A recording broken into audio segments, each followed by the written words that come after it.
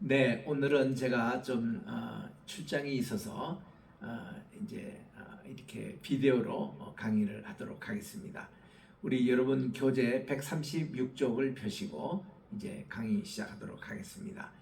기도하고 시작합니다.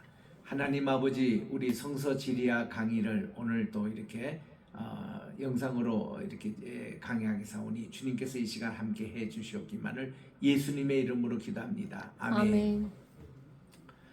우리 이스라엘의 기후는 두 가지 있다고 말씀드렸습니다. 건기와 우기 이렇게 나누는데, 건기는 이게 이제 수확기라고 합니다. 이때 보리와 밀 추수를 하고, 또 가을에는 포도, 올리브, 석류, 종려나무 이런 것으로 이렇게 수확하는 이런 계절입니다. 그리고 우기에는 파종기라고 할 수 있습니다. 그때 이제 열매들이 자라고 밭갈기, 씨 뿌리기 해서 10월 초까지 이렇게 연결되는 것입니다. 이렇게 해서 건기와 우기에 있어서 우기 때는 이른비부터 시작해서 이제 비가 내리기 시작하는 것이 우기고, 맨 마지막에 늦은비라고 그럽니다. 이른비, 장마비, 그리고 늦은비가 있는 것이고, 건기가 시작이 바로 되기 직전까지 내리는 비가 늦은비라고 그렇게 얘기하는 것입니다. 그래서 우리가 흔히 예수님의 재림 시기 이런 것이 다 이제 늦은비 운동 이런 거와 관계가 되고 있습니다. 이 늦은비와 관계되는 것으로 신명기 11장 14절에 보니 여호와께서 너희 땅에 이른비 늦은비를 적당한 때에 내리시리라. 이게 참 좋은 땅이죠. 그 다음 예레미야 5장 24절에도 우리에게 이른비와 늦은비를 때를 따라 주시며, 이스라엘의 땅은 비가 오면은 옥토고 비가 오지 않으면 박토입니다. 그러니까 이 비가 절대적으로 영향을 끼치는데, 이른비와 늦은비를 때를 따라 주신다는 것은 하나님의 축복입니다. 또 요엘서 2장 23절에 보니까 너희를 위하여 비를 내리시되 또 이른비를 너희에게 적당하게 주시리라. 또 야고보서 5장 7절에는 그러므로 형제들아 주의 강림하시기까지 길이 참으라. 보라, 농부가 땅에서 나는 귀한 열매를 바라고 길이 참아 이른비와 늦은비를 기다린다고 말씀하고 있는 것입니다. 그래서 이 비를 흡수하는 땅이라는 것이 참 좋은 땅입니다. 신명기 11장 10절 이하에 보니까 내가 들어가 얻으려 하는 땅은 내가 나온 애굽 땅과 같지 아니하니 거기서는 너희가 파종한 후에 이렇게 씨를 뿌린 후에 발로 물대기를 채소 밭에 댐과 같이 하였거니와 너희가 건너가서 얻을 땅은 산과 골짜기가 있어 하늘에서 내리는 비를 흡수하는 땅이요 그랬습니다. 자, 비가 내리잖아요. 비가 내리면 이스라엘의 대부분 땅은 비를 이렇게 다 그냥 흘러다니는 땅이 아니라 비를 흡수하는 땅입니다. 비를 흡수해야 여기가 농사도 되고 또 우리가 마실 물도 여기서 얻을 수 있는 그런 땅이 비를 흡수하는 땅, 참 귀한 땅입니다. 그들이 이제 고센 땅에 있을 때는 바로 오늘날 전쟁이 일어나고 있는 이 하마스와 이스라엘 전쟁, 이 하마스가 어디까지 있냐면은 가자 지구 끝자락, 바로 이집트 땅 바로 변경이 있거든요. 물만 열면 이집트입니다. 그 땅이 바로 고센 땅이에요. 이스라엘 백성들이 400년 동안 있었던 그 땅인데, 여기에는 이게 물을 고센 땅은 이게 나일강의 제 하류 지역 아닙니까? 그 땅을 통해 가지고 물을 이렇게 공급을 받아서 이렇게 채소를 경영합니다. 근데 이스라엘 땅은 하늘에서 비가 내려서 비를 흡수하는 그런 것으로 여기에 이제 좋은 땅, 비를 흡수하는 땅입니다. 그래서 여기에 보면은 신명기 12장 11장 12절 14절에 내 하나님 여호와께서 공고하시는 땅이라 새초부터 새말까지 내 하나님 여호와의 눈이 항상 그 위에 있겠다고 했습니다. 내가 오늘 너에게 명하는 나의 명령을 너희가 만일 청종하고 너희의 하나님 여호와를 사랑하여 마음을 다하고 성품을 다하여 섬기면 여호와께서 너희 땅에 이른비와 늦은비를 적당한 때에 내리시리니 너희가 곡식과 포도주와 기름을 얻을 것이라고 했습니다. 이스라엘이 얻은 농사에서 얻은 농작물이 7가지 있다고 말씀을 드렸습니다. 이스라엘의 주 사업은 농업과 목축입니다. 그래서 이 젖과 꿀이 흐르는 땅이라는 말은 젖은 목축을 얘기하고 꿀은 농업을 의미한다고 볼 수가 있습니다. 농사에는 대표적으로 밀, 보리, 그리고 여기에 밑줄에 이제 들어가는 것이 포도, 감남, 올리브입니다. 무화과, 석류, 꿀, 이렇게 7가지가 농업산이에요. 이게 이제 신명기 8장 7절에서 10절에 그대로 나옵니다. 그래서 여름 농사는 5대 과일 농사예요. 겨울에는 밀과 보리 농사입니다. 밀과 보리를 보면은 보리가 좀 일찍 수확을 하잖아요. 밀이 그 다음 수확합니다. 그 끝나면은 7절이에요. 이 수확이 끝나면은. 그래서 밀과 보리는 조금 시차 차이는 있지만은 거의 이제 이 건기 때에 건기 시작되는 때에 이거를 수확하게 되어 있습니다. 그리고 꿀에 해당되는 젖은 목축에 해당되고 꿀은 농업에 해당되는데 젖에 해당되는 목축은 많은 지역이 농업 지역에 적합하지 않으나 목축에는 또 적합합니다. 그래서 이게 유다 광야 바산 지역이 다 그랬습니다. 그리고 고센 지역도 마찬가지입니다. 그래서 여기 이가 밀과 이제 보리 농업 이게 잘 자라고. 자, 이제 우리 이스라엘 전체 지도에서 여기에 우리 서쪽과 동쪽을 좀 구분해 보겠습니다. 서쪽 이렇게 해당되는 헐몬산이 제일 높은 산으로 우리 백두산보다도 100m가 더 높아요. 2800m 해당되는 헐몬산이 있습니다.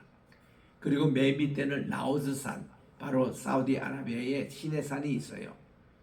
그리고 여기 경계선 요거는 서쪽에 해당되고 이쪽은 동쪽에 해당됩니다. 위에 부분은 서쪽에 해당되는데 서쪽 있는 것은 지중해, 이거를 서해에서 온다고 해서 서풍이라고 그럽니다. 서풍, 서쪽에서 부는 바람, 서쪽에 시원한 바람입니다. 우기 때에 비를 몰고 오는 바람이 지중해에서 옵니다. 그래서 지중해에서 와서 1차로 뿌리는 데가 중앙사닥대에 비를 뿌려요. 그리고 여기 비를 뿌리지 않는 구름은 넘어가서 요르단강 넘어가서 모압 지방에 비를 뿌립니다. 그래서 이 중앙사닥지대가 메마를 때는 모압 땅에 건너가서 거기서 이제 살 수가 있는 것이죠. 그리고 이 동풍 이 지역은 주로 아라비아 여기 바람에 부는 열풍입니다. 여기서 부는 바람으로 여기 동쪽에는 뜨거운 바람, 열풍, 건기 때 주로 여기서 붑니다. 우기 때는 서풍이 불고 또 이 동쪽 더울 때는 이쪽 동풍이 불어서 건기 때 주로 이렇게 부는 바람입니다. 그래서 서쪽에서 부는 바람, 시원한 바람입니다. 그 바람은 좋은 바람, 고마운 바람. 또 동쪽에서 부는 바람, 뜨거운 바람, 그 바람도 좋은 바람, 고마운 바람. 북쪽으로 가면 얼몬산, 남쪽으로 가면 시내산, 또 동남풍아 불어라, 서북풍아 불어라. 이런 노래 가사가 대개 이스라엘의 기후와 여기에 맞게 이렇게 지어진 가사들입니다. 자, 이제 우리 갈멜산 꼭대기에 있는 엘리야 기념교회를 가보겠습니다. 이 갈멜산은 어떻게 되어 있냐면은 이 꼭지가 하이파라는 도시가 있죠. 이스라엘에서 제일 큰 도시는 텔아비브입니다. 거기가 수도이고 그 다음 예루살렘이 인구가 많습니다. 그 세 번째 맞는 것이 그 북쪽에 가면은 이스라엘 이렇게 북쪽이 위에서 꼭지가 이렇게 있고 올라가는 이 꼭지 부분이죠. 이거를 하이파 도시라 합니다. 세 번째, 그 하이파에서 뒤로 이렇게 산이 있는데 그게 바로 갈멜산이에요. 이 갈멜이라는 뜻은 포도원이라는 뜻이죠. 갈멜산은 넓이가 아주 넓습니다. 그 꼭대기부터 저 밑에까지 기손 시내까지 내려오는데 36km나 이렇게 뻗어진 굉장히 넓은 거의 백리길에 해당되는 것이 쭉 넓어지는 것이 갈멜산지거든요. 근데 갈멜산에 하이파가 내려도는 그쪽으로 올라가면 엘리야 기념교회가 있습니다. 여기는 엘리야가 그 850명 그러니까 이 바알 신과 또 아세라 신의 그 이제 선지자들과 싸웠던 이곳이 여기에 기념교회당이 있습니다. 엘리야 기념교회당입니다. 이 안에 들어가 보면은 이제 엘리야가 그게 이제 로뎀나무 밑에서 좀 쉬고 있는 이런 경지 나오는데, 여기서 승리하고 나서 그 다음날 이세벨이 그를 죽이려 하니까 그가 시내산으로 도망을 가다가 로뎀나무에서 잠시 쉬고 있는 그런 것이 이 엘리야 기념재단에 있어요. 그래서 여기서 불로 응답하소서, 우리가 이 주제를 가지고 여기서 기도회를 가지는 그런 이제 방입니다. 이런 엘리야 기념교회당, 여기에 보면은 또 이제 기념 동상이 있습니다. 엘리야의 기념 동상, 여기는 엘리야가 지금 칼을 들고 있고 밑에 발로 밟고 있는 것이 이제 이방신, 즉 바알 선지자들을 발로 밟고 있어서 그가 이거 칼로 450명을 죽였다니까요. 그 기성강까지 내려가면서 그걸 기념해서 엘리야 동상이 여기에 있습니다. 여기 이제 설명에도 보니까 이 바알 선지자를 누른 엘리야상이라고 이렇게 설명을 하고 있습니다. 그래서 이게 꼭대기에 있는 것이 갈멜산이거든요. 그래서 이제 갈멜산 꼭대기에 보면은 거기서 이제 하나님께서 불로 응답하셨다 해서 이게 불이 이제 이렇게 해서 우리 이 왕상 여호와상 열왕기상 18장 38절에 이에 여호와의 불이 내려서 번제물과 나무와 돌과 흙을 태우고 그 또랑의 물을 얕었다 그렇게 했습니다. 그 여기서 이제 엘리야가 하나님께 예배를 드렸던, 엘리야가 하나님을 위해서 쌓은 제단에 이렇게 굉음을 내며 불길이 쏟는 내용들을 볼 수 있습니다. 이때 바알을 섬기는 제사장들이 제단을 쌓았지만 불이 붙지 아니했습니다. 바알 쪽은 6시간 동안이나 해도 불이 붙지 않았어요. 그런데 엘리야 제단에는 오후 3시 소재 드릴 시간에 그때 하나님께 기도 한마디에 하늘에서 불이 응답함으로 과연 비를 주관하는 신은 바알이 아니고 여호와 하나님임을 입증하는 대단한 영적인 전투였습니다. 이때 열왕기상 18장 33절에 보니 또 나무를 버리고 송아지의 각을 떠서 나무 위에 놓고 이르되 통댓에 물을 채우다가 번제물과 나무에 부으라고 했습니다. 또 이르되 다시 그리하라 3번 했습니다. 그래서 물이 제단으로 두르다. 왜 3번 했냐? 12지파기 때문에. 그래서 물이 줄줄줄 흘렀어요. 또랑에도 가득 찼습니다. 그런데 하나님의 불이 떨어지는데, 이게 불이 떨어지면 물이 있으면 잘 태워지잖아요. 얼마나 강렬한 불이 떨어지길래 하나님의 이 불이 제단에 있는 나무도 태우고 또 번제물도 태우고 그리고 돌까지 태우고 그리고 모든 물을 다 얕았다고 했습니다. 하나도 남김없이. 왜냐? 그때 가장 귀한 제물이 물이었습니다. 비가 3년 6개월로 오지 않았거든요. 물이 금보다 더 귀했습니다. 그런데 이 엘리야는 금보다 더 귀한 물을 먼저 하나님께 부으라고 했습니다. 이들이 어떻게 귀하게 구입한 4통을 부었더니 그거 가지고 부족하다. 또 부어라. 8통을 부었습니다. 그거 가지고 안 된다. 12통을 부을 때에 물이 철철 헐칠 정도로. 그러니까 이 금 같은 물을 하나님께 먼저 드릴 때 이게 맞은 물이 된 거예요. 그래서 하나님이 제단에 이렇게 불로 응답하시고 나서는 엘리야가 사원에게 얘기합니다. 빨리 저기 가서 지중해 구름이 오는지 봐라. 그래서 가니까 보이지 않습니다. 또 가라. 또 보이지 않습니다. 6번 갔어요. 이것도 보이지 않습니다. 7번째 가니까 선생님 거기에 손바닥만한 구름이 오는 것을 봅니다. 그러냐? 빨리 아왕에게 얘기해라. 병거 타고 빨리 내려가시라고. 24km에서 36km 되는 그 먼 길을 내려가는 동안에 비가 포같이 쏟아져서 물에 떨어져 갈 것이라고. 그래서 이제 하나님이 손바닥만한 구름을 보여주시니 그 다음부터 구름대가 와서 폭우가 쏟아지는데 3년 6개월 동안 내리지 않던 비 이상으로 많은 비가 내렸습니다. 그래서 비를 주관하는 분은 여호와 하나님이시로다. 온 백성들이 그들이 알았던 것입니다. 자, 이래서 아까 금방 말씀드린 대로 엘리야가 사환에게 저기 가서 구름이 오는지 지중해로 보내는 그 모습입니다. 이게 바로 하이파 항구가 보이는 바로 그 바다입니다. 그래서 우리 말씀해 보니 7번째 이르러서 그가 말하되 바다에서 사람의 손바닥 만한 구름이 일어나나이다. 그래서 올라가 이 아왕에게 말하기를 비에 막히지 않도록 마차를 가지고 지금 빨리 출발해서 가십시오. 그래서 조금 후에 구름과 바람이 일어나서 하늘이 캄캄해지는데 큰 비가 내리기 시작합니다. 그래서 아합이 마차를 타고 서둘러 이스라엘로 막 내려갔습니다. 이 모습이 이렇게 큰 구름이 지금 몰려오는 겁니다. 3년 반 동안 비가 오지 않았던 이곳에 갈멜산 중심으로 큰 비가 쏟아졌습니다. 이때 저들이 섬겼던 바알 신상을 보시기 바랍니다. 이 바알 신은 남신으로 우리가 알파벳 페니키아 언어로 A, B, C 할 때 이 A 이렇게 쓰잖아요. 그거를 거꾸로 뒤집어 보십시오. 뒤집어 보면 여기에 황소 머리가 됩니다. 두 뿔을 가진.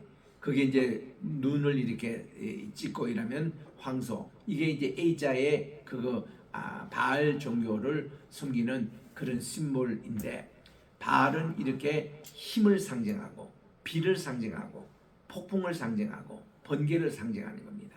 그래서 바알은 한 손에 칼을 가지고 창을 가지고 있는 남신이잖아요. 이런 이제 모습, 폭풍신이라 믿고 비의 신을 믿었더니 바알 신이 그 갈멜산에서 패배를 한 겁니다. 그리고 또 아세라 여신 있습니다. 이 아세라의 여신상은 가슴이 커요. 그리고 엉덩이도 큽니다. 풍요의 상징이에요. 그래서 이거는 음행의 어떤 대명사입니다. 그래서 이 바알 신전에 가면은 다 이제 이 두 사람들이 이 좀 음행할 수 있는 방들이 쫙 이렇게 열려 있습니다. 그러면은 그 여창이라 그래요. 여자 여신은 자기는 아세라를 대신하는 여신이라. 그래서 오는 남자들, 이 바알 신의 그 제의를 하고 오는 남자들과 관계를 합니다. 성적으로 관계를 할수록 이제 곡물이 잘 자란다고. 왜 이렇게 남자 여자끼리 이렇게 결합해서 애가 이제 생기듯이 그런 어떤 풍요, 이런 이 농업 문화에서 하는 이런 것이 바로 이 바알 종교의 본질이거든요. 이게 어디서 나왔냐면 바벨론 종교에서 나왔어요. 바벨론 종교에서 나왔던 이 바알 이 신전, 이것이 이제 오늘날 흉내내고 있는 것이 통일교, 뭐 JMS인가 그거 이런 것이 다 거기에서 이제 나온 겁니다. 또 다른 신상을 우리 보면은 이렇습니다. 이 옆에 이게 이제 아세라 여신의 신상들인데, 아브라함의 아버지가 이런 여신상을 만들어서 장사를 했습니다. 그리고 신약 시대도 보면 아담의 여신이 있잖아요. 에베소에서 있었던 그것도 신상들이 이런 거였습니다. 그 다음에 이제 기손강이 나와요. 이 기손강은 어디냐 하면은 이 갈멜산 맨 끝자락이 기손강이에요.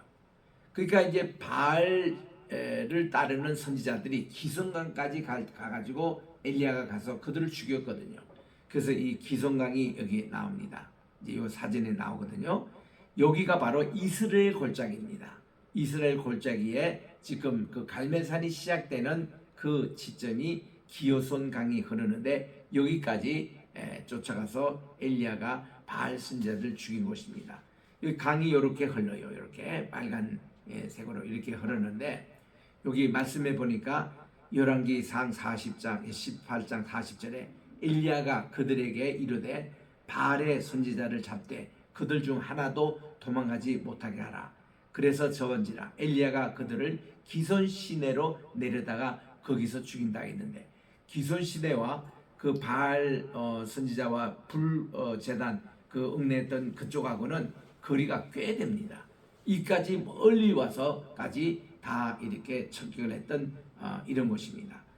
여기 이제 우리가 이 지도에 보면은 우리 이제 그 동서남북 지금 이런 얘기인데, 우리 예루살렘 중심만 그거를 동서남북으로 본다면은 겨울 바람은 북풍이 불어요. 겨울은 또 여름에는 이렇게 동풍이 붑니다. 또 여름에 이렇게 또 남풍이 또 불어요. 동남풍이 불죠. 그리고 겨울에는 다시 이렇게 서쪽에서 이렇게 바람이 붑니다.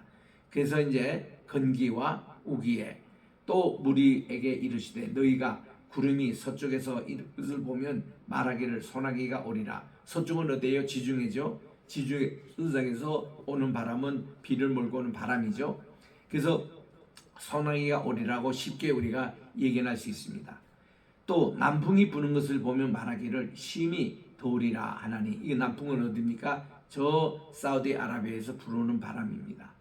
그래서 외식하는 자여 너희가 천지의 기상은 분간할 줄 알면서 어찌 이 시대는 분간하지 못하느냐고 주님께서 꾸짖은 말씀이 이 당시 기후와 바람 이것을 이제 보면은 됩니다.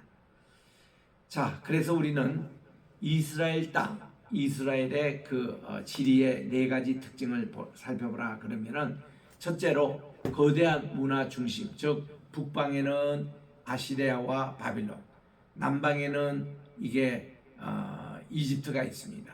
그리고 또 사우디아라비아의 훗날 이제 이슬람권이 있습니다. 이들의 중간 샌드위치 그 역할이 교량적인 위치가 이스라엘이었다는 겁니다. 그래서 이런 것을 우리나라도 그렇죠. 우리가 북방과 남방 가운데 있는 그런 교량적 위치입니다. 두 번째는 이 땅의 면적이 심히 협소하다는 겁니다. 심히 작아요. 이스라엘은 다른 이제 그 고대 근동 지방의 땅에 비하면은 아주 작습니다. 그리고 세 번째가 지세가 다양합니다. 이스라엘이 그 조그만 땅, 우리나라의 3분의 1밖에 되지 않는 이런 땅이지만 여기에 이 땅도 아주 다양해요. 이게 가장 높은 얼문산도 있지만 가장 세계에서 지면이 낮은 염해도 있어요. 이 지세가 아주 다양합니다. 그리고 4번에 보면 기후가 여러 다양하다는 겁니다. CS이라면 지중해 기후를 얘기하잖아요. 예, CS 기후도 있습니다. 또 A 기후 하면은 아열대 기후라고 하잖아요. 그것도 있습니다. 그다음 C 온대 기후도 있습니다. 그리고 이제 저 위에 1년 내내 눈이 녹지 않는 백두산도 있어요. 그게 헐몬산입니다. 이런 한대 지방의 날씨도 있습니다. 그 조그마한 나라에 이게 세계의 모든 이게 기후가 다 거기에 있는 그런 곳입니다. 그래서 그 중에서도 가장 참 괜찮은 기후가 지중해성 기후죠. 그 CS.라고 그래요. CS. 이 지중해 기후는 온난하고 해서 크루즈를 타고 지중해 변으로 한번 이렇게 다녀보면은 참 대단히 좋은 그런 경험을 많이 합니다. 그래서 우리 이렇게 이스라엘 우리 중심으로 이제 바로 밑에 블레셋이 자리를 잡고 있습니다. 그 옆에 보면 암몬과 모함이 있고 맨 아래쪽에 남쪽에는 에돔이 있어요. 그리고 북쪽에는 아람이 있습니다. 오늘날 시리아를 말합니다. 그리고 베니게가 있어요. 오늘날 레바논을 얘기합니다. 지금 헤즈볼라하고 이스라엘 전투하는 바로 그 나라입니다. 그게 옛날에 바알 종교의 본산지였던 두로와 시단 지방이었어요. 그러니까 이런 이스라엘의 전체 지도를 우리가 봅니다. 자, 예수님을 시험했던 그런 장소, 하나님의 시험의 장소였습니다. 하나님께서 이스라엘 백성들의 믿음을 이렇게 하기 위해서 각국마다 이들이 반항을 하고 하나님을 시험하고 가장 거했던 것이 우상숭배였습니다. 바알 종교를 비롯한 우상숭배가 많이 있었던 이스라엘의 땅을 그래도 하나님이 조상의 그 약속처럼 적과 꿀이 흐르는 땅으로 이렇게 했던 거죠. 자, 하나님께서 이스라엘을 믿음을 시험했던 장소로 한 개인이나 국가의 존립이 위태함을 느끼는 곳이 바로 이곳이었습니다. 이스라엘의 지도자들과 백성들이 안정과 복지의 참다운 의미, 또 하나님을 신뢰하는 것의 진정한 뜻이 무엇인지를 배우도록 부름을 받은 곳이 바로 이 땅이었습니다. 하나님의 약한 것이 사람보다 강하다라는 고린도전서 1장 25절의 말씀, 이게 이제 바울이 이런 것을 염두에 두고 얘기하는 것이죠.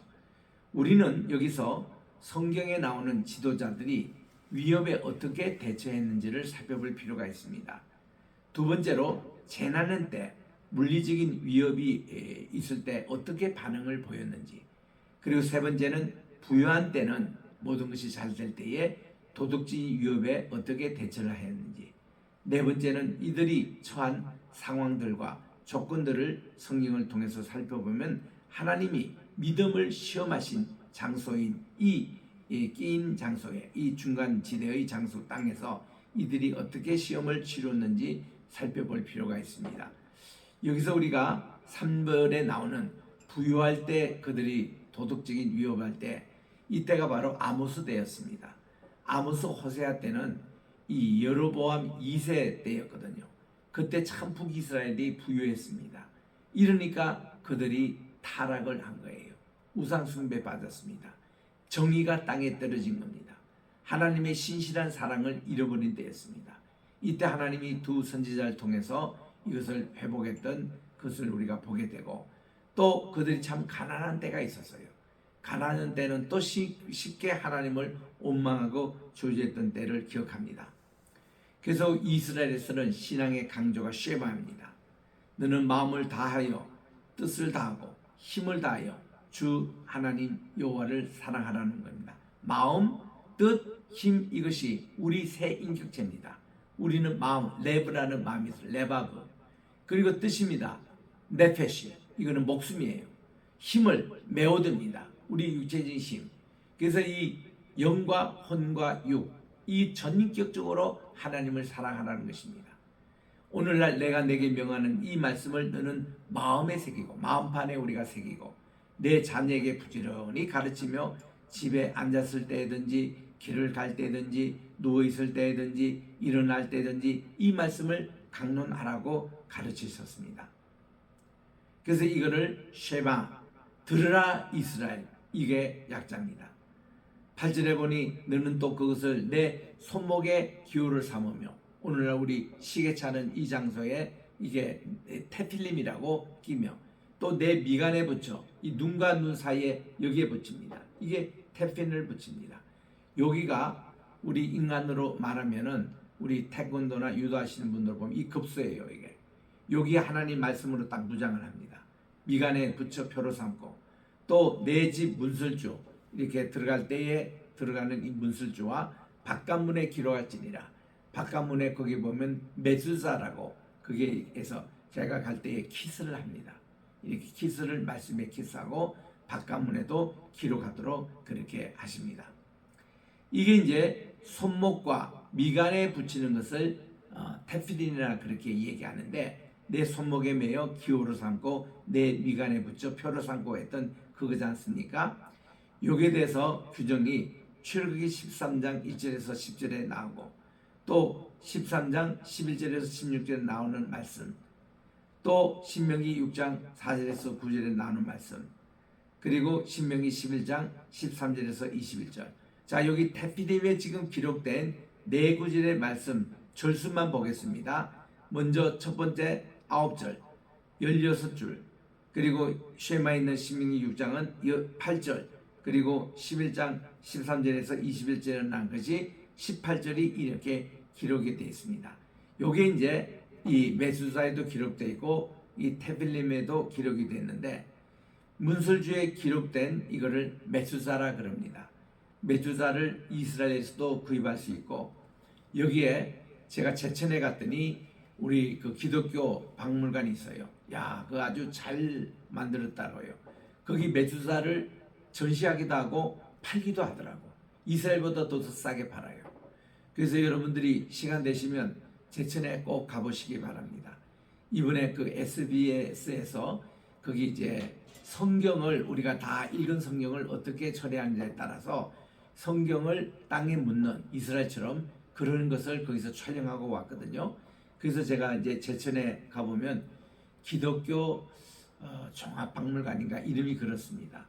거기 이제 이 시작에 쓴 관장 목사님, 김 목사님이 계시는데, 그분이 예전에 예멘을 위시해서 그 요르단, 이스라엘의 근동 지방에서 외교관으로 근무를 하셨대요. 그래서 거기서 뭐 한 나라에 7년도 계시고 또 5년도 계시고, 이런 동안에 거기 있는 많은 성경의 유물들을 모으기 시작했답니다. 그때는 막연하게 하나님께 그렇게 기도했대요. 하나님, 제가 이 다음에 이거를 보아가지고 한국에 가서 성경 박물관을 만들게 해달라고 기도를 했습니다. 그 기도가 30년 만에 이루어진 거예요. 그래서 이분이 처음에 한국에 오셔서 적당한 장소를 구하지 못하고 여기저기 계시면서 처음에는 이게 도시를 돌면서 전시회를 가졌습니다. 코로나 전이니까 한 6, 7년 되는 것 같아요. 대구에 갔더니 그때 마침 이것이 전시가 되고 있었습니다. 그래서 이런 거는 꼭 봐야 되지 하고 가서 봤는데 다윗의 물맷돌이라든지 예수님을 강보에 샀던 그 보자기라든지 또 이렇게 메수자며 이런 테필린 모든 성경에 나오는 절기와 여기에 대해서 다 그걸 갖추고 있었어요. 또 우리 한 탈란트가 얼마나 무겁느냐 우리 감이 잘 안 오잖아요. 근데 이 박물관에 가면은 한 탈란트가 얼마나 무거운지 맷돌로 그거를 들도록 이렇게 또 체험을 할 수 있도록 되어 있습니다. 그래서 여러 가지 절기 때마다 그들이 초막은 어떻게 만들고 또 이렇게 유월절 잔치는 어떻게 하고 유월절의 그 모든 테이블까지 다 그게 만들어 놓고 설명하고 있습니다. 또 재연도 하고 있고 그래서 그때 대구에서 한 번 본 것이 참 기억이 나는데 이 코로나 때에 제천으로 오셔서 이걸 만들으셨대요. 근데 이번에 제천에 가보니까 참 좋은 게 거기에 이제 그 치악산에서 내려오는 물이 흘러요. 냇물이 절절절절 흐르는 소리도 너무 듣기 좋고 그래서 거기서는 그거를 요르단 강이라고 이름을 붙였습니다. 그런 식으로 거기서 맨 꼭대기에 가니까 식물원이라고 이 전체 이스라엘 지도를 만들어 놓고는 다 그때마다 이 모든 지역을 전부 다 팻말로 붙여놓고 설명을 하고 있는 거예요. 그래서 거기 이렇게 다녀오면요 이스라엘 전체 성지순례하고 온 기분이에요. 모든 걸 그렇게 잘 이렇게 만들어 두었습니다. 마치 우리 촬영팀이 조금 늦게 출발하는 바람에 우리가 근 1시간 동안 아주 거기에 전문 설명사를 붙이셔가지고 우리 다 안내를 받았습니다. 너무 참 좋았어요. 그래서 우리 앞으로 이제 신학생들 또 목사님들 꼭 모시고 여기 한번 와야 되겠다. 그래서 이 제천이 우리나라에 그런 게 있는 게 너무 좋습니다. 굳이 이스라엘이나 멀리 갈 필요가 없을 정도로 그렇게 잘 되고 있습니다. 그래서 여기에 메수자 여러분들도 우리 제천에 꼭 한번 가보시기 바랍니다.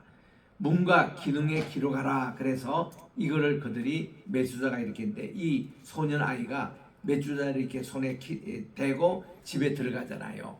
이런 모습이 여러분들이 벤허 영화에 보면 나옵니다.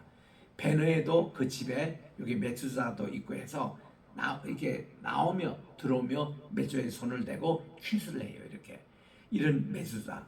그래서 우리 이스라엘 가면은 모든 호텔 방에 메수자 다 있습니다. 모든 집에 다 있습니다. 이 기본이에요. 그래서 이것이 하나님 말씀을 사랑한다는 표시입니다. 자, 여기 이제 신명기 6장 4절에서 9절이 신앙 고백입니다. 8절로 이루어지는 이스라엘아 들으라. 우리 하나님 여호와는 유일하신 여호와시다라는 것이 나옵니다. 이런 신앙 고백. 여기 지금 유대인 가운데 이분을 서기관이라 그럽니다.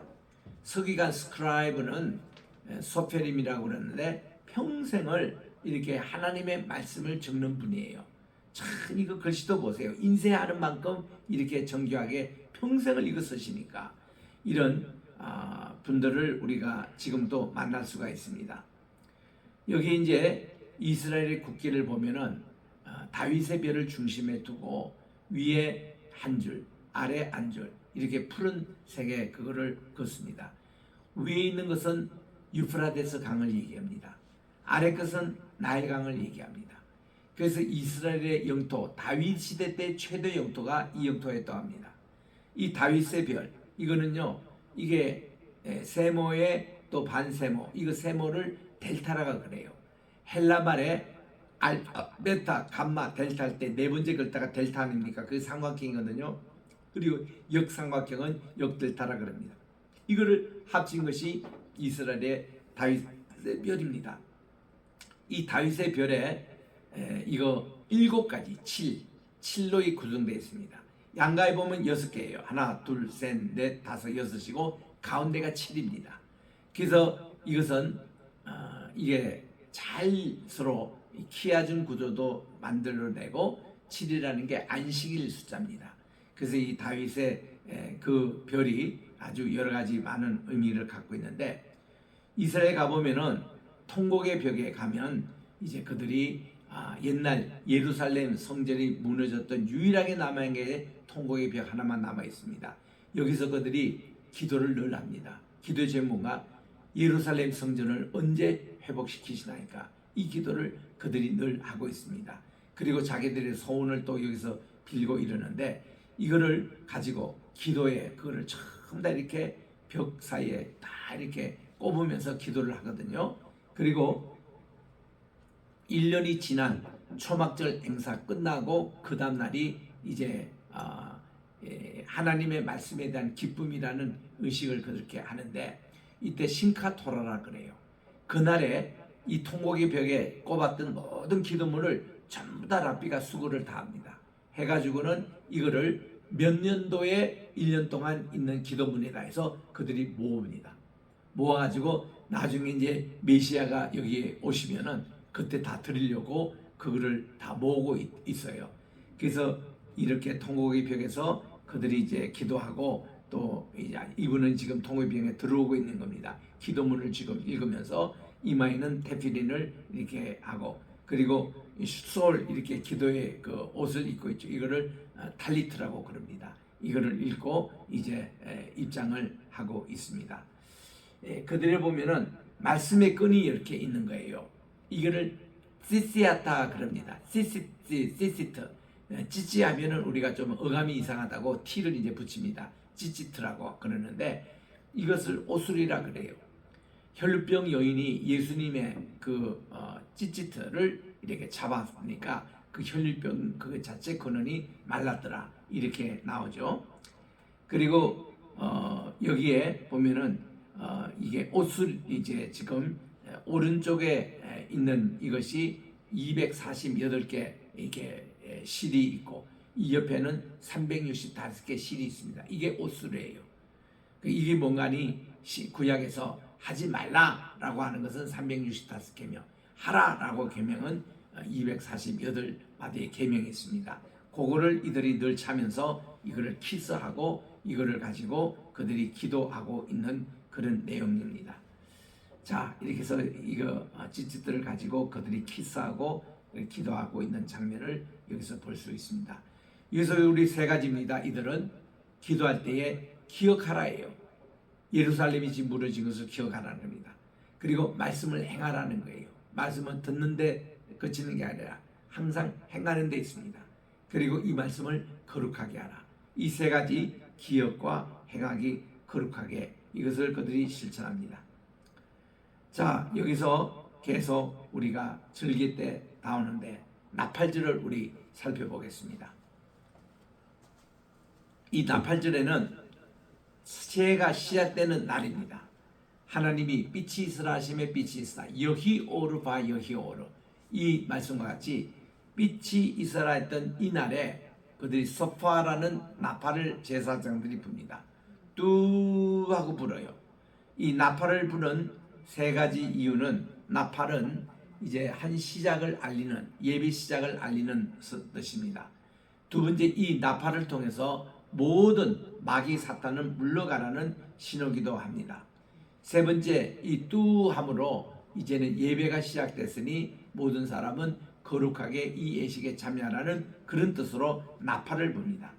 그래서 이 한 해가 시작됐던 이것을 우리 나팔전이라 그렇게 얘기하면서 이렇게 제사장들이 나팔을 이렇게 붑니다. 양각 나팔이 원칙이고요. 요즘은 또 금 나팔도 부는 분들이 있습니다. 그러면 우리 나팔절에 대해서 잠깐 살펴보면은, 이거는 천지 창조가 완성된 날입니다. 또 인류가 심판을 받는 날이기도 한답니다. 이제 우리 재림이 예수님께서 시작될 때, 그때부터 나팔절 때부터 예수님의 심판이 시작이 된다는 거죠. 아브라함이 이삭을 모리아산에 바친 날이라고도 합니다. 그래서 하나님이 이삭을 모리아산에 바치라 할 때에 나팔절에 이거를 바치라고 말씀을 했습니다. 그 다음은 일곱번째 달 월삭입니다. 7월 1일이에요. 이 일곱째 달을 티시리라고 하는데 여기에 첫 번째 달 월삭에 해당됩니다. 우리 이때 이스라엘의 그 지도를 다시 한번 복습하겠습니다. 이스라엘 절기와 함께 이제 1월 할 때는 이거를 테벳이라고 했지 않습니까? 이 테벳. 2월은 뭔가 하면은 슈밧이라고 얘기합니다. 그리고 3월을 아다르 달이라고 얘기합니다. 그리고 오늘날 우리 양력에서 4월달 그때에 이스라엘에서는 첫 해가 시작된 니산월, 아비벌 두 가지 말을 다 합니다. 이때 우리 니산월, 아비벌 여기가 6월절이 시작되는 날입니다. 그 다음은 우리 5월달에 라아르라는 달이 있고 6월달에는 실반 달이라고 합니다. 이때 오순절이 있습니다. 그리고 우리로서 한 7월달에는 다부즈 달이라고 그래요. 그리고 8월달에는 아부달이라고 합니다. 이때 예루살렘 성전이 무너졌어요. 그리고 9월달을 엘리엘 달이라고 그러고 10월달을 바로 우리로 9월에서 10월 그 사이입니다. 이때 이거를 티실이라고 합니다. 7월. 그리고 11월 달에는 이 에주본 달이고 12월은 키슬레브 이렇게 해서 이 수전절이 이제 12월 달이 있는데 그래서 초막절 지금 우리가 있는 11월 달은 초막절과 또 수전절이 있는 또 중간에 해당되는 지금 달을 우리가 살고 있잖아요. 우리에게는 이제 교회에서 추수감사절이 있는 날을 우리가 지금 지내고 있습니다. 요를 보고서 성경의 절기 신앙은 굉장히 중요합니다. 요거를 정리해 보면은 나팔절, 새해, 창조절, 로시 하샤나가 있고 그 2012년 기준으로는 요 날짜였답니다. 또 대속죄일이 있고 용키푸르 그리고 초막절, 장막절 이거를 스코트라 그래요. 타베너클 그리고 호산나 라바라고 큰 구원의 날이 초막절 마지막 날입니다. 이 초막절 마지막 날에 예수님께서 요한복음 이제 7장에 가시면은 초막절 마지막 날에 주님께서 38절에 목마른 자는 다 내게로 오라 내 배에서 흐르는 생수의 강을 받으라고 말씀하신 바로 그 말씀입니다.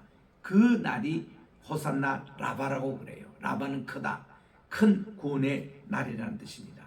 그리고 그 다음 날이 심카트 토라. 심카트는 기쁨이라는 뜻이고 말씀에 대한 기쁨. 이거는 우리 한 토라를 이제 1년 동안 읽는데 1년을 마지막 읽는 날이 호산나 라바 그날 마지막에 있습니다. 그리고 이제 심카트 토라 그날부터 다시 창세기 1장 1절을 읽는 날이에요. 그래서 이때는 큰 축제를 보냅니다. 하루 동안에 말씀의 기쁨을 가지고 그들이 축제를 하고 예배를 드리고 그리고 덩실덩실 춤을 추는 내용입니다. 그래서 이제 요거를 우리 성경의 명절과 오늘 우리 양력 이런 달력과 그리고 이스라엘의 그런 이제 이 달력을 전체 합치고 절기를 합치면은 6월절 무교절이 어느 때 있느냐, 오순절이 언제쯤 있느냐, 초막절 또 나팔절 속죄일 이때가 언제쯤 있느냐, 수전절이 언제 있느냐 이거를 전체 볼 수 있습니다. 이 해에 제일 첫 번째 절기는 6월절이고 제일 마지막 절기는 불임절이에요. 이게 에스더가 이제 그 하만을 이렇게 처형하는 그 불임절이 제일 마지막 그 절기가 됩니다. 그래서 우리나라 절기로 얘기하면 불임절 요거는 대개 우리나라 3.1절에 해당돼요. 6월절은 우리나라의 부활절을 해당됩니다. 이런 전체를 우리가 보고 그 다음 여기서 우리 기독교의 절기와 또 이렇게 기추면은 6월절 이때가 예수님의 성금요 돌아가심 부활절, 오순절에는 성신 강림절, 그리고 초막절에는 우리 추수가 해당되는데 오늘날 우리는 미국 교회 절기를 따르기 때문에 여기에 추수감사절은 조금 늦습니다. 그리고 수전절 나오는 것이 우리나라에 말하면은 성탄절에 해당되는 이런 날이 수전절이라고 그렇게 얘기합니다. 그래서 우리 명절 이거는 농경적인 요소와 역사적인 요소가 같이 결부돼서 우리는 얘기를 하기 때문에 너는 매년 3번 내게 절기 지게 할 때 3번 절기가 유월절, 오순절, 초막절 이렇게 우리가 볼 수가 있습니다. 이때 나는 이 초막절에 나는 것은 올리브와 포도가 수확이 돼요. 그리고 여기 오순절에는 여름 보리와 밀이 여기서 수확이 되는 것이 됩니다. 그리고 이 출애굽을 기념한 유월절, 그리고 초실절 때 보면은 겨울 보리가 이때 생산이 돼요. 그 보리가 2가지가 있죠. 이스라엘은 겨울 보리는 초실절에, 우리로 말하면 부활절 때 그때 수확이 되고, 그리고 이게 오순절 때는 여름 보리가 생산이 된다고 그럽니다. 그래서 보리와 밀, 이것이 이제 이렇게 수확이 되는 모습들을 보게 됩니다. 그래서 이 오순절 때는 이 시내산의 10계명 여기와 또 연관되는 이런 것이 여기에 나옵니다. 그래서 이제 이거를 다시 또 건기와 우기로 이렇게 전체로 나누면은 이 건기에 해당되는 이것이 우리 양력으로 말하면 4월부터 10월까지, 그리고 10월부터 이제 2월 말까지가 우리가 우기철에 해당됩니다. 그래서 이스라엘에서는 봄, 여름, 가을, 겨울이 별로 의미가 없습니다. 건기와 우기로만 나눠요. 건기와 우리로 나누고, 우리로 말하면 우리의 겨울철은 그들의 우기입니다. 또 우리 여름으로 말하면 건기예요. 이겁니다. 그러면 비는 6개월 오고 6개월은 오지 않습니다. 그럴 때 그들이 어떻게 물을 저장해서 먹을 수 있느냐? 이스라엘 땅 전체가요 아주 건조합니다. 그래서 물을 6개월 정도 주더라도 이끼가 끼거나 물이 썩지 않습니다. 그 물을 그대로 먹을 수가 있어요. 그래서 건기, 우기 이게 가능한 것을 여기서 볼 수가 있습니다. 그래서 다시 이것을 겨울비, 이른비, 늦은비, 가뭄 이렇게 나눠서 정리를 해볼 수 있는데, 이스라엘의 절기는 농사의 파종과 수확 시기와 일치합니다. 구약 성경은 3개의 큰 명절에 순례길을 가도록 명했는데 이것은 농업과 목축에 모두 중요한 것입니다. 그래서 이제 오늘 마지막으로 이제 풀이를 하고 끝내게 하겠습니다. 자, 지형과 지형을 우리가 복습으로 본다면은, 기본 지형으로 이스라엘은 남북으로 긴 산맥을 가지고 있습니다. 서쪽은 바다, 동쪽은 아라비아 광야, 비구름은 서쪽 바다에서, 건조하고 더운 바람은 동쪽에서 불어옵니다. 이 환경은 서쪽을 울창한 숲으로, 동쪽은 광야로 만들어졌습니다. 그래서 기후에는 아열대성 기후로 여름에는 건기, 겨울에는 우기입니다. 그래서 이게 봄 계절인 4절, 5절에는 초실절이 있고 무교절 이렇게 나눕니다. 또 이제 여름에는 맥추절이 있고 또 이제 맥추절 다음으로 여기에 그 오순절이 이제 따릅니다. 가을 절기는 나팔절과 대속죄일, 그리고 초막절로 나누고 있고, 지질학적으로는 이스라엘 전체가 석회암으로 주를 이루고 있습니다. 그 석회암은 여러분 아신 대로 지형이 좀 복잡해요. 그래서 요르단강 개념으로 쿰란 공동체가 있습니다. 쿰란 공동체에 있는 그 모든 이 자연 동물이 석회암이기 때문에 그렇게 지형이 복잡합니다. 그 도망하기도 쉽고 또 이렇게 뭐를 숨겨놓기도 좋은 이런 것이 석회암질로 되어 있기 때문에 그렇습니다. 근데 갈릴리 북쪽에 가면은 현무암이에요. 화산 폭발 지역이기 때문에 시커멓습니다. 가변화만 가더라도 거기 흙들이 다 시커멓게 되어 있어요. 현무암이기 때문에 그렇습니다. 그래서 이스라엘은 크게 남쪽에는 석회암 중심으로, 북쪽에는 현무암 지대로 되어 있다, 이렇게 보시면 됩니다.